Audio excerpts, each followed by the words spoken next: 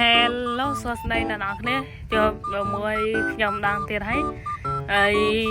អ្នកនរគ្នាប្រកាសហើយតែឆ្ងល់ចុះប្រូរៀបចំអីគេហ្នឹងហើយខ្ញុំប្រាប់អ្នកនរគ្នានេះគឺតាមពិតទៅខ្ញុំចង់ធ្វើអីនេះ spawn island ក្រាំជាស្រ័យអ្នកនរគ្នាខ្ញុំនិយាយអង់គ្លេសសូវធំម៉ានេះបើថាខុសអីជាស្រ័យខ្ញុំហើយដាក់1 2 3 4នេះមិនក៏អត់ស្ប៉នអីចឹងតែអូអត់ណាចាប់មួយ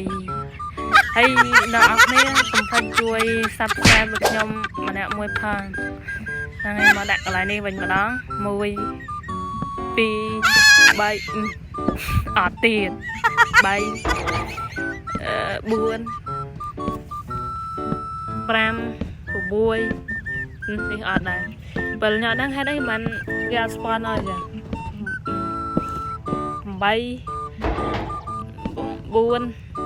10 10អត់ទៀត11 12នេះទៅឯលំក្រំនឹងអត់ស្ប៉នអីទៀតអើយនេះអត់ដែរមើលសាក់ដាក់នេះទៀតមើលកន្លែងណាស្ប៉នខ្លះនេះកន្លែងស្ប៉នមួយតទៀតអត់ទៀតនេះមួយទៀតហើយនេះក៏អត់ដែរហើយនេះអត់ទៀតនេះបានមួយនេះបើទៀតហើយបានប៉ុណ្ណេះទៀតនេះចុះច្រឡំបែកទៅក៏ដាក់បានលពងហើយមួយទៀតនេះតិចពីឡើយដល់តិចបើ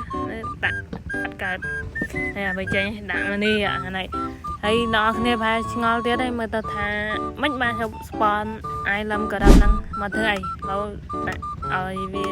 ភ្លឺតិចសិនណាហាមប៉ុន្តែខ្ញុំចង់សាកសមត្ថភាព island ក៏ដល់អញ្ចឹងយកពងនេះសម្រាប់ spawn warden ដាក់ warden មួយវាយជាមួយនឹង island ក៏ដល់ទាំងអស់ហ្នឹងគាត់ថា warden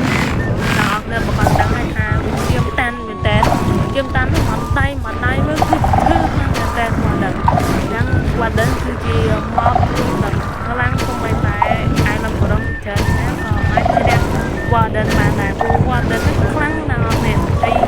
ណាក៏ដឹងដែរថាវាឈាមតាន់បើថាយើងបងអត់ឲ្យមិនឈ្នះមួយចុះងាប់ warden បាទអូចាប់ដល់គ្នាបាយ